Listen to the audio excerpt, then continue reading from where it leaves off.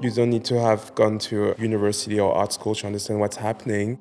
You are able to create a connection. For me, this project was a lot about breaking and playing with some codes and symbols. Performing this fallen angel in this whole apocalyptic landscape was an amazing and actually quite fun challenge.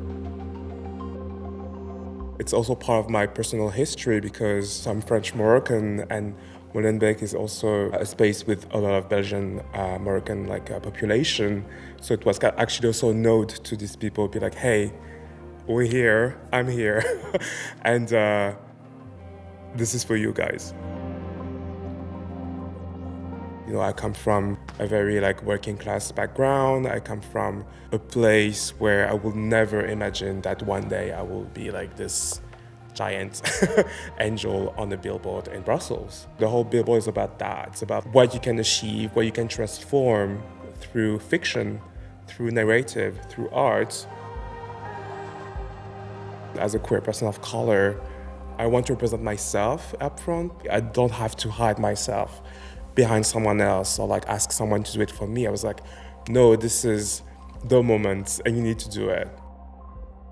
There's obviously, Angels in America by Tony Kushner. There is Wings of Desire by Wim Wenders. There is Jenny Alzer, Phoenix Don't Let It Stars. There's all these big references in the art, in the cinema. But for me, this was also a nod to pop culture. Call me when you want, call me when you need, call me in the And music, FK Twigs, Lil Nas X. Just recently, I listened to a song by Fatima Al-Kajeri called Angel. It's interesting to see, especially in R&B, rap music, there is a comeback of almost tacky figures of, the devil, the angel, and almost like a subversive take on it. fuck it, let's try.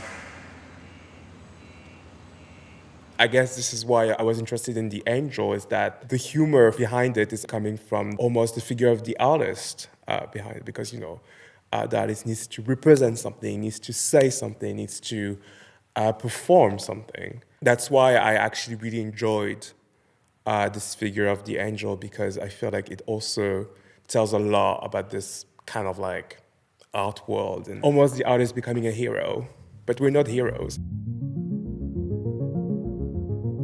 For me, it's more an exercise in relation to the public space. The public space is so saturated with informations. There are cranes, cars, buildings, there are trees, there are people. It's loud, it's crazy. I was very concerned with what it means to show something in a public space, because it's such a weird thing to do because you have a lot of power. You have actually a responsibility to make sure that there is something happening. This is happening in a moment where I'm shifting my practice.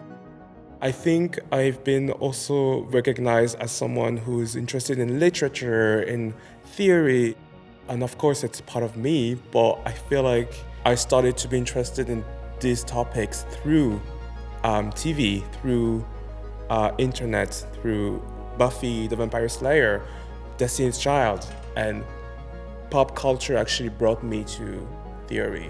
And actually theory then brings you back to pop culture. And it's this kind of whole circle.